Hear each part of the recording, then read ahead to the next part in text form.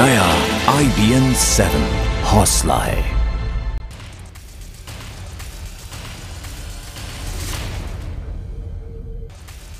स्वागत है आपका हमारे इस खास बुलेटिन सारा देश 100 खबरों में।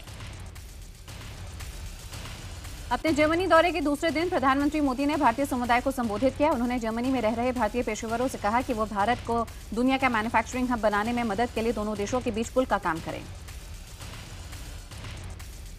पीएम ने कहा कि मेक इन इंडिया उनके लिए सिर्फ आर्थिक लक्ष्य नहीं बल्कि आत्मसम्मान से जुड़ा है। प्रधानमंत्री मोदी ने भारत में इसके लिए अनुकूल माहौल बनाने का वादा किया। IT क्रांति का जिक्र करते हुए मोदी ने कहा कि यहाँ पे सिलिकॉन वैली में बड़ी तादाद में भारतीय हैं। उन्होंने कहा कि अगर पेशेवरों को भारत में अच्छे माहौल का आश्वासन मिलता तो गूगल भारत से शुरू हो सकता था। प्रधानमंत्री नरेंद्र मोदी ने ग्लोबल वार्मिंग को लेकर भारत से सवाल करने पर विकसित देशों को आड़े हाथों लिया है। उन्होंने कहा है कि भारत सितंबर में फ्रांस में होने वाले जलवायु परिवर्तन सम्मेलन के लिए एजेंडा तय करेगा। पीएम मोदी ने भारतीय समुदाय द्वारा आयोजित स्वागत समारोह को संबोधित करते हुए कहा कि रीयूज और रिसाइकलिंग हमारे डीएनए में है। उन्होंने कहा कि मैं हैरान हूं कि हमने अपनी बात सीना तानकर दुनिया के सामने नहीं रखी और दुनिया हमें डांटती रही कि कार्बन उत्सर्जन कम करो। प्रधानमंत्री ने कहा कि अगर पूरे विश्व में प्रति व्यक्ति कार्बन उत्सर्जन देखा जाए तो हमारे देश का सबसे कम है। मोदी ने कहा है कि भारतीयों की परंपरा में सदियों से प्रकृति के संरक्षण की सोच है। प्रधानमंत्री नरेंद्र मोदी ने जर्मन अखबार में एक लेख लिखा। प्रधानमंत्री ने लिखा है कि मैं भारत को वैश्विक विकास के मुख्य इंजन के रूप में देखता हूं। हमारे लोकतांत्रिक सिद्धांत और व्यवहार कुशलता स्थायित्व की गारंटी है। नेताजी सुभाष चंद्र बोस के प्रपौत्र सूर्या बोस ने बर्लिन में प्रधानमंत्री नरेंद्र मोदी से मुलाकात की है। सूर्या बोस ने पीएम से नेताजी और उनके परिवार से संबंधित दस्तावेजों को सार्वजनिक करने की मांग की। सूर्य बोस के मुताबिक प्रधानमंत्री मोदी ने उन्हें आश्वासन दिया है कि वो इस मामले को गंभीरता से देखेंगे। दरअसल हाल ही में इस बात का खुलासा हुआ था कि नेहरू सरकार ने आजादी के कई साल बाद भी नेताजी के परिवार की जासूसी करवाई थी। ग्लोबल इन्वेस्टर्स के लिए भारत के दरवाजे खोलने के बाद जर्मनी दौरे के दूसरे दिन प्रधानमंत्री मोदी ने हनोवर में दुनिया के सबसे बड़े ट्रेड फेयर में भारतीय स्टॉल का उद्घाटन किया। इस मौके पर जर्मन की चांसलर एंजेला मर्केल भी पीएम मोदी के साथ मौजूद थी। पीएम मोदी ने कहा कि वो जर्मनी के शुक्रगुजार हैं कि उसने भारत को अपना साझेदारी चुना। पीएम ने जर्मनी को भारत से आर्थिक सहयोग बढ़ाने और नई ऊंचाइयों पर पहुंचने के लिए न्योता दिया। पीएम ने एक बार फिर उद्योगपतियों से कहा कि भारत में मैन्युफैक्चरिंग हब बनने की क्षमता है। हनोवर व्यापार मेले में पहुंचे प्रधानमंत्री मोदी ने अपनी महत्वाकांक्षी परियोजना मेक इन इंडिया का जमकर प्रचार किया। हनोवर व्यापार मेले में प्रधानमंत्री मोदी ने जर्मनी की चांसलर एंजेला मर्केल के साथ चाय पर चर्चा भी की।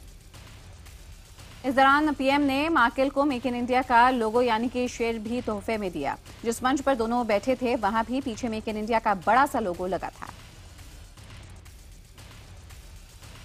जर्मनी के हनोवर में बिजनेस समिट के उद्घाटन के मौके पर प्रधानमंत्री मोदी ने कहा है कि कारोबार जगत से जुड़े लोग भारत में बदलाव की हवा बहते देख सकते हैं। प्रधानमंत्री मोदी के मुताबिक भारत मैन्युफैक्चरिंग सेक्टर में खासतौर पर युवाओं की नौकरियां देने पर जोर दे रहा है। पीएम ने कहा कि भारत स्मार्ट शहर और बड़े औद्योगिक गलियारे बनाने की दिशा में आगे बढ़ रहा है। कारोबारियों को आकर्षित करते हुए पीएम मोदी ने कहा कि सरकार ने उद्योगों और निर्माण के क्षेत्र में इजाजत की प्रक्रिया तेज कर दी है। पीएम मोदी अपनी 3 देशों की यात्रा के अंतिम चरण में आज कनाडा पहुंच रहे हैं। वो 16 अप्रैल तक कनाडा में रहेंगे। वो आज शाम जर्मनी से कनाडा के लिए रवाना होंगे और भारतीय समय के मुताबिक बुधवार तड़के 3 बजे ओटावा में लैंड करेंगे। पिछले 42 साल में किसी भारतीय प्रधानमंत्री की यह पहली कनाडा यात्रा होगी। इससे पहले 1973 में भारतीय प्रधानमंत्री ने कनाडा का दौरा किया था। माना जा रहा है कि परमाणु ऊर्जा, व्यापार एवं निवेश सहित कई मुद्दों पर मोदी और कनाडा के प्रधानमंत्री स्टीफन हार्पर के बीच बातचीत होगी। प्रधानमंत्री नरेंद्र मोदी ने कनाडा दौरे में Canadian mining and energy corporation और भारत के बीच यूरेनियम आपूर्ति करार होने की उम्मीद की है। दौरे से पहले पीएम मोदी ने भी सोशल साइट पर लिखा था कि वो कनाडा के साथ असैन्य परमाणु ऊर्जा सहयोग फिर से शुरू होने की उम्मीद कर रहे हैं। फ्रांस के लड़ाकू विमान राफेल की आलोचना कर रहे लोगों को IBN 7 पर देश के रक्षा मंत्री मनोहर पर्रिकर ने करारा जवाब दिया। पर्रिकर ने IBN 7 से एक्सक्लूसिव बातचीत में साफ कहा है कि विमान वायुसेना की जरूरत है और ये बेहतरीन क्षमता वाला विमान है और उस पर सवाल उठाना बेमानी है। उनके मुताबिक ये कहना गलत होगा कि राफेल विमान वायुसेना में इस वक्त मिग 21 विमानों का विकल्प है। रक्षा मंत्री ने यह भी बताया कि मिग 21 की जगह देश में ही बन रहे हल्के विमान तेजस तैनात होंगे। रक्षा मंत्री मनोहर पर्रिकर ने विमानों का विरोध कर रहे बीजेपी नेता सुब्रमण्यम स्वामी को इस मुद्दे पर समझाने की बात कही है। IBN 7 से एक्सक्लूसिव बातचीत में रक्षा मंत्री ने कहा कि वो स्वामी का सम्मान करते हैं और एक दिन उनसे मिलकर उन्हें सौदे के बारे में समझाएंगे। रक्षा मंत्री ने कहा कि राफेल सौदा हमारी जरूरतों के हिसाब से था। दरअसल इससे पहले सुब्रमण्यम स्वामी ने राफेल विमान सौदे के बाद कोर्ट जाने की धमकी दी थी और इसके बाद रक्षा मंत्री ने उन्हें समझाने की बात कही है। राफेल डील के खिलाफ आवाज बुलंद करने वाले बीजेपी नेता सुब्रमण्यम स्वामी का कहना है कि वो पिछली सरकार की डील रद्द होने से खुश हैं। स्वामी के मुताबिक यूपीए सरकार के दौर में 126 विमानों का जो सौदा हुआ था वो सरकार ने रद्द कर दिया है। उनके मुताबिक वो खुद पर्रिकर को फोन करके बधाई देंगे। कोर्ट जाने के सवाल पर स्वामी ने कहा कि ऐसा तभी हो सकता है जब दस्तावेज हों। स्वामी का कहना है कि जब डील रद्द कर दी गई है तो वो कोर्ट क्यों जाएंगे। राफेल लड़ाकू विमान की खरीद के मुद्दे पर कांग्रेस ने बीजेपी पर मेक इन इंडिया मुहिम की अनदेखी करने का आरोप लगाया है। कांग्रेस नेता मणिशंकर अय्यर ने IBN 7 से बातचीत में आरोप लगाया कि राफेल सौदा किसी को खुश करने के लिए किया गया है। उनके मुताबिक यूपीए सरकार की तरफ से ये सोचकर सौदा किया गया था कि सब कुछ हिंदुस्तान में बनेगा, मगर नरेंद्र मोदी सरकार ने ये सब छोड़ दिया।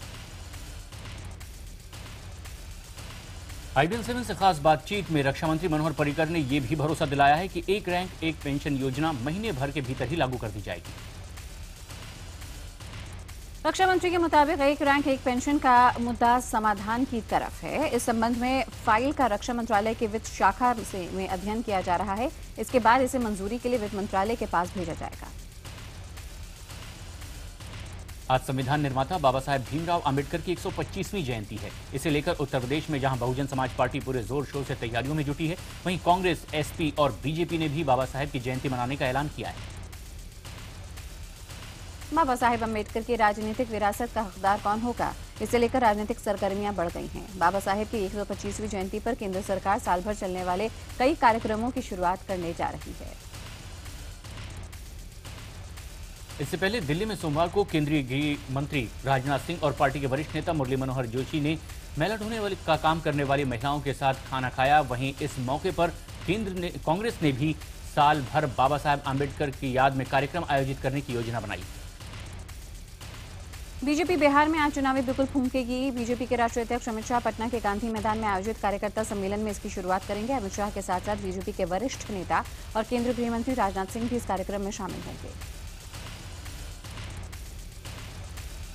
पटना के गांधी मैदान में बीजेपी अध्यक्ष अमित शाह रैली को लेकर के IB के अलर्ट के बाद सुरक्षा और उनकी कड़ी कर दी गई है। सुरक्षा के मुताबिक यहां सूत्र ये बता रहे हैं कि गांधी मैदान में अमित शाह की रैली के दौरान गड़बड़ी की आशंका है।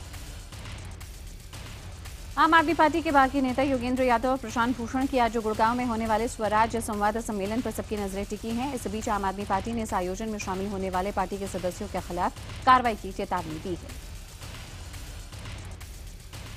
माना जा रहा है कि आम आदमी पार्टी का बागी खेमा नई पार्टी का ऐलान कर सकता है, लेकिन यादव और भूषण के करीबी लोगों का कहना है कि बागी खेमा संगठन के भीतर अंतर्दलीय लोकतंत्र और पारदर्शिता के मुद्दे पर उठे।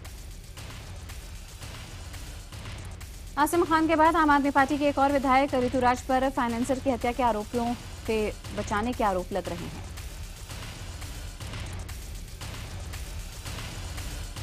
गुरदास नाम के एक फाइनेंसर को दबंगों ने अगवा कर लिया है। छानबीन के बाद उनका शव एक नाले में मिला। पीड़ित पक्ष का आरोप है कि आरोपी भाई अमित मान और सुमित मान को किराड़ी के आम आदमी पार्टी विधायक ऋतुराज पनाह दे रहे हैं। पीड़ित परिवार की मांग है कि जब तक हत्यारों को पकड़ा नहीं जाता तब तक वो आमरण अनशन पर बैठे रहेंगे। हरियाणा सरकार ने योग गुरु बाबा रामदेव को कैबिनेट मंत्री का दर्जा देने और उन्हें राज्य में योग का ब्रांड एम्बेसडर बनाने का ऐलान किया है। 21 अप्रैल को पंचकुला में रामदेव का सम्मान समारोह होगा, जहां पर उन्हें योग का ब्रांड एम्बेसडर घोषित किया जाएगा। दंतेवाड़ा के किरंदुल में लैंडमाइन विस्फोट में घायल 8 जवानों को एयरलिफ्ट कर रायपुर लाया गया, जहां रामकृष्ण अस्पताल में सभी घायलों को इलाज के लिए यहां पे भर्ती कराया गया। 8 जवानों में से 2 अति गंभीर हैं और 3 जवान गंभीर और 3 जवान बेहतर हैं। छत्तीसगढ़ के दंतेवाड़ा में नक्सलियों के साथ मुठभेड़ में सुरक्षा बल के 4 जवान शहीद हो गए और 7 जवान इसमें घायल हुए हैं। सुकमा और कांकेर के बाद दंतेवाड़ा में नक्सलियों ने 3 दिन में सुरक्षा बलों पर तीसरा हमला किया है। दंतेवाड़ा में BSF जवानों पर हमला उस वक्त हुआ जब ये लोग गश्त पर निकले थे। पुलिस के मुताबिक नक्सलियों ने सुरक्षा बलों को नुकसान पहुंचाने के लिए बारूदी सुरंग धमाके का सहारा लिया। देश के गृह मंत्री राजनाथ सिंह ने जवानों की शहादत को सलाम करते हुए कहा है कि उन्हें वीरता पुरस्कार और उनके परिवारों को सुविधाएं देने का भी हम ध्यान रखेंगे। यूपी में बेमौसम बारिश से बेहाल किसानों को मुआवजे के नाम पर 75 रुपए तक के चेक बांटे जाने के बाद प्रशासन ने लेखपाल को सस्पेंड कर दिया है। यूपी सरकार के मुख्य सचिव आलोक रंजन ने घोषणा की। वहीं अब खास बात यह भी है कि इस पूरे मामले में उत्तर प्रदेश में सरकार ने बड़ा फैसला लेते हुए कि किसानों की मौत पर उनके परिजनों को 5-5 लाख रुपए की मदद का ऐलान किया है।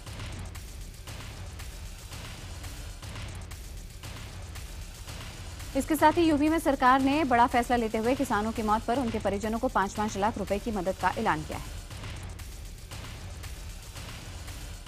उत्तर प्रदेश सरकार ने यह भी ऐलान किया है कि किसान की मौत चाहे सदमे से हुई हो या उनकी आत्महत्या हुई हो, राज्य सरकार मृतक किसान के परिवार वालों को 5 लाख रुपए का मुआवजा देगी। सरकार की तरफ से फिलहाल किसानों की मौत का आंकड़ा 99 है। यूपी में मुआवजे के नाम पर लूट और ठगी का खेल शुरू हो गया है। बरेली में किसानों ने आरोप लगाया कि लेखपाल सर्वे करने में खेल कर रहा है और ये सही सर्वे करने के लिए रिश्वत मांग रहा है। किसानों ने यह भी आरोप लगाया है कि मुआवजा जिनकी फसल खराब हुई है उन्हें नहीं मिल रहा है, बल्कि जिनके खेतों में फसल खड़ी है उन्हें मिल रहा है। सर्वे न होने से नाराज किसान कलेक्ट्रेट के गेट पर एकत्र हुए और फसल जलाकर अपना विरोध प्रदर्शन किया। मेरठ में मुआवजे के लिए लेखापालों और निचले स्तर के अधिकारियों से करवाया गया सर्वे फर्जी निकला। इस बात की पुष्टि उस समय हुई जब जिलाधिकारी खुद सर्वे के लिए अपनी टीम लेकर निकल पड़े। कम मुआवजे को लेकर जहां उत्तर प्रदेश की सरकार अपनी सफाई देने में लगी हुई है, तो वहीं इस मुद्दे पर राजनीतिक पार्टियों ने भी सरकार पर हमले तेज कर दिए हैं। उत्तर प्रदेश बीजेपी के प्रदेश अध्यक्ष लक्ष्मीकांत वाजपेयी ने आरोप लगाया है कि लेखपाल और कानूनगो ने बगैर सर्वे किए ही किसानों का चेक बना दिए। बेमौसम बारिश और ओला गिरने से बेहाल किसानों की परेशानी कम होने का नाम नहीं ले रही। सोमवार को महाराष्ट्र के बीड, उस्मानाबाद, पुणे सहित कई इलाकों में बारिश और ओले गिरे, जिससे फिर से फसलें बर्बाद हो गई।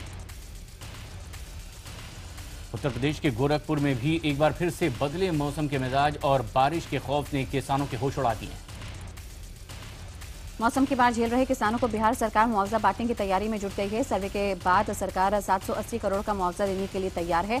हालांकि इसमें वे किसान शामिल रहेंगे जिनकी आधी से ज्यादा फसल बर्बाद हुई है। जेट एयरवेज की दिल्ली से वाराणसी की फ्लाइट की खजुराहो में इमरजेंसी लैंडिंग करानी पड़ी है। दरअसल जेट एयरवेज की फ्लाइट 9W2423 की गियर बॉक्स में खराबी आ गई थी और इसकी वजह से धुआं उठने लगा था। विमान में 59 यात्री और 8 क्रू मेंबर सवार थे। इन सब लोगों को रनवे पर ही उतार दिया गया। डीजीसीए ने हादसे की जांच के आदेश दिए हैं। नेशनल ग्रीन ट्रिब्यूनल ने राष्ट्रीय राजधानी दिल्ली में 10 साल से ज्यादा पुराने डीजल से चलने वाली गाड़ियों को जब्त करने के अपने आदेश पर 2 सप्ताह के लिए रोक लगा दी है। एनजीटी ने अपने आदेश को बेहतर ढंग से लागू करने के लिए दिल्ली सरकार से 1 मई तक का सुझाव मांगा है। इस मसले को लेकर दिल्ली गुड्स ट्रांसपोर्ट एसोसिएशन ने मुख्यमंत्री अरविंद केजरीवाल से मदद की गुहार लगाई। सीएम ने आश्वासन दिया है कि इस बारे में सरकार एनजीटी में पुनर्विचार याचिका दायर करेगी और जरूरी हुआ तो सुप्रीम कोर्ट जाएगी। चेन्नई में एक स्कूल की दीवार ढह जाने से इसमें 2 बच्चों की मौत हो गई है। दोनों ही लड़कियों की उम्र 13 साल की बताई जा रही है। इस घटना में एक लड़की गंभीर रूप से घायल हुई है। घायल लड़की का अस्पताल में इलाज चल रहा है। मुंबई क्राइम ब्रांच ने गैंगस्टर रवि पुजारी के 2 शूटरों को गिरफ्तार किया, जिनके पास से 3 विदेशी पिस्टल और 13 मोबाइल बरामद हुए। साथ ही एक सैटेलाइट फोन भी मिला है। हिमाचल प्रदेश के चंबा में एक ऑल्टो कार करीब 200 फीट गहरी खाई में जा गिरी है। कार में सवार 2 लोगों में से एक की मौत हो गई है और एक गंभीर रूप से घायल हो गया है। झारखंड में निजी स्कूलों की मनमानी के खिलाफ चल रहे आंदोलन और जिला प्रशासन के कड़े रुख का असर अब दिखने लगा है। राजधानी रांची में चल रहे एक निजी स्कूल ने अपने स्कूलों की फीस में 30% कटौती करने का फैसला किया। हरियाणा की कैबिनेट मंत्री कविता जैन की गाड़ी ने 2 बाइक सवारों को टक्कर मार दी है। एक शख्स की हालत गंभीर बनी हुई है। करनाल हाईवे पर यह हादसा हुआ। देश भर में आजकल सेव द इंटरनेट कैंपेन की खूब चर्चा हो रही है। कैंपेन खासकर के हैशटैग नेट न्यूट्रलिटी के नाम से इन दिनों सोशल मीडिया पर छाया हुआ है। इंटरनेट की निष्पक्षता पर जहां पूरे देश भर में चर्चा बढ़ती जा रही है, वहीं बॉलीवुड और राजनीति की कई मशहूर हस्तियों ने भी इसके पक्ष में आवाज बुलंद की है। इस बीच टेलीकॉम मंत्रालय ने इंटरनेट की आजादी पर एक कमेटी का भी गठन कर दिया है। मुंबई की मीरा भयंदर रोड पर एक प्रॉपर्टी कारोबारी की गोली मारकर हत्या कर दी गई। बीती रात विजय प्रधान नाम का एक कारोबारी अपने दोस्त के साथ पुष्पक बार से बाहर निकला ही था कि उस पर मोटरसाइकिल सवार लोग गोलियां चलाकर फरार हो गए। विजय की घटनास्थल पर ही मौत हो गई, जबकि सचिन को अस्पताल में भर्ती करवाया गया है। पुलिस इस मामले को कारोबारी रंजिश के तौर पर जड़ देख रही है। मेरठ के दौराला थाना इलाके में एक युवक आमिर हसन की पीट कर हत्या कर दी गई। आमिर के परिजनों ने सुंदर भाटी नाम के शख्स पर हत्या का आरोप लगाया। पुलिस ने 2 लोगों को गिरफ्तार कर लिया है। छत्तीसगढ़ के बलरामपुर में एक नाबालिग लड़की को बेचने और शारीरिक शोषण के मामले में पुलिस ने एक और आरोपी को उत्तर प्रदेश के रेणुकूट से गिरफ्तार कर लिया है और जेल भेज दिया है। मामले में 3 आरोपी पहले ही गिरफ्तार किए जा चुके हैं। छत्तीसगढ़ के सरगुजा जिले में एक हैरत अंगेज घटना देखने को मिली है। देवरी गांव में हाई टेंशन तार लगने के दौरान एक बाइक भी तारों की चपेट में आ गई। इस घटना में बाइक सवार बाल बाल बच गया, लेकिन बाइक 30 फुट ऊपर टंग गई। छत्तीसगढ़ में एक बार फिर डॉक्टर की संवेदनहीनता देखने को मिली है, जहां एक निजी क्लिनिक चलाने वाली महिला चिकित्सक ने एक महिला का प्रसव कराया, फिर चंद रुपयों की खातिर उसके दूध मुहे बच्चे को बंधक भी बना लिया। इलाहाबाद में रोहित गुप्ता नाम के एक डॉक्टर की पिटाई के विरोध में लोगों ने इलाहाबाद लखनऊ राजमार्ग जाम कर दिया। इन लोगों ने हमले के आरोपियों की तत्काल गिरफ्तारी की मांग की, साथ ही सड़क पर धरना भी दिया। दरअसल एक मरीज की मौत से गुस्साए उनके परिजनों ने डॉक्टर की जमकर पिटाई कर दी थी। वे इस मौत के पीछे डॉक्टर की लापरवाही को जिम्मेदार बता रहे हैं। वहीं डॉक्टर की पिटाई किए जाने के दूसरे डॉक्टरों ने भी अब भारी गुस्सा दिखाया है। उन्होंने अब कार्य बहिष्कार की घोषणा कर दी। एक बार फिर यूपी पुलिस की दबंगई सामने आई है। अम्बेडकर नगर में एक एसआई ने नाबालिग लड़के की बड़ी बेरहमी से पिटाई की। पुलिस की दबंगई की पूरी घटना मोबाइल फोन में कैद हो गई। मामला सामने आने के बाद एसपी ने जांच के आदेश दे दिए। यूपी के शाहजहांपुर में एक लड़की को जिंदा जलाने की कोशिश का मामला सामने आया है। आग से झुलसी लड़की को अस्पताल में भर्ती कराया गया है, जहां उसकी हालत नाजुक बताई जा रही है। दरअसल रविवार को लड़की ने छेड़छाड़ का विरोध किया था, जिससे नाराज युवक ने सोमवार सुबह लड़की के घर में घुसकर उस पर मिट्टी का तेल छिड़क कर आग लगा दी। घटना के बाद से आरोपी युवक फरार है। वहीं पुलिस मामले की जांच कर रही है।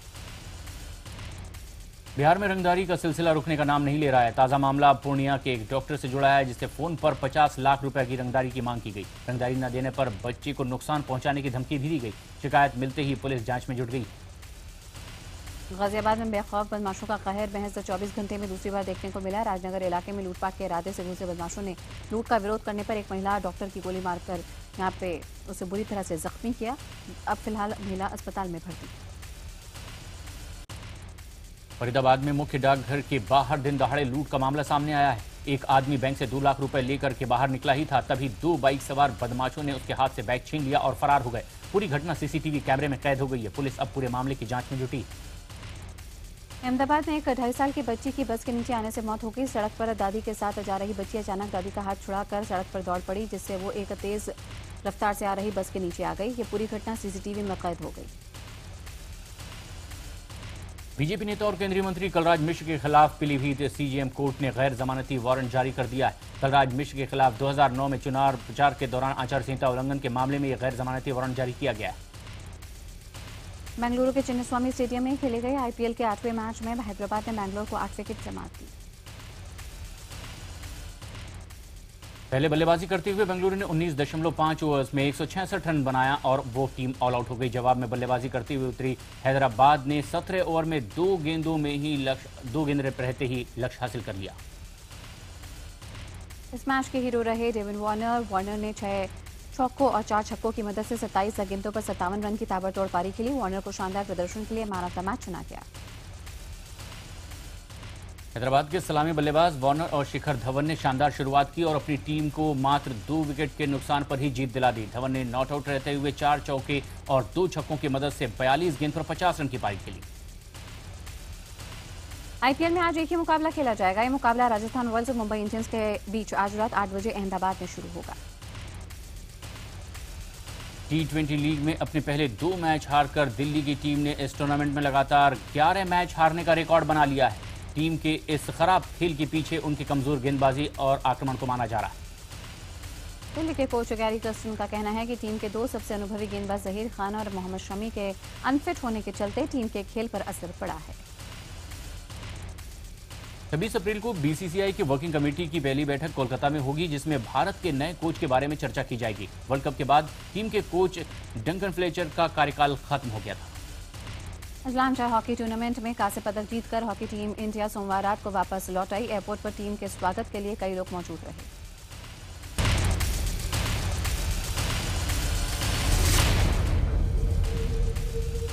सारा देश 100 खबरों में। ब्रेक के बाद हम एक बार फिर हाजिर हैं। कंगना रनौत और R Madhavan starrer Tanu weds Manu का ट्रेलर आज लॉन्च किया जाएगा। ये फिल्म तनु वेड्स मनु का सीक्वल है। ट्रेलर लॉन्च पर फिल्म की पूरी स्टार कास्ट मौजूद रही। रणबीर कपूर और अनुष्का शर्मा की अपकमिंग फिल्म बॉम्बे वेलवेट का पहला गाना रिलीज हो गया है। ये गाना 1956 में रिलीज हुई देवानंद और वहीदा रहमान की फिल्म CID के सुपरहिट गाने का रीमेक। फिल्म दंगल की शूटिंग के वक्त आमिर खान के पैर में चोट लग गई, जिस वजह से आमिर इन दिनों ठीक से नहीं चल पा रहे। शादी के बाद अब जॉन अब्राहम ऑन स्क्रीन किस सीन नहीं करेंगे। खबरों की माने तो जॉन ने निजी कारणों से यह फैसला लिया है। सलमान खान की किक को एक प्रसिद्ध स्टंट अवार्ड में नॉमिनेशन मिला है। टॉरस वर्ल्ड स्टंट अवार्ड में किक को बेस्ट हाई वर्क कैटेगरी में नॉमिनेशन मिला है। अब किक ट्रांसफॉर्मर्स और 22 जंप स्ट्रीट जैसी फिल्म्स के इस अवार्ड फंक्शन में कम्पीट कर रही है। सनी लियोनी की फिल्म एक पहली लीला ने बॉक्स ऑफिस पर 10 करोड़ से ज्यादा रकम कमा ली है और इसके चलते कहा जा सकता है कि सनी ने अनुष्का शर्मा की NH10 और सुशांत सिंह राजपूत की डिटेक्टिव ब्योमकेश बख्शी को भी पीछे छोड़ दिया है। रणदीप हुड्डा जल्द ही एक फिल्म करने वाले हैं जो कि भारत के छोटे और बड़े शहरों में मौजूद ब्लड माफिया पर आधारित होगी। इस फिल्म का नाम है ये लाल रंग और इसे डायरेक्ट करेगी यंगिस्तान के डायरेक्टर सैयद अहमद अफजल। फिलहाल हम यहाँ रुक रहे हैं एक छोटे से ब्रेक के लिए। ताज़ा तरीन खबरों के लिए बने रहें IBN 7 के साथ।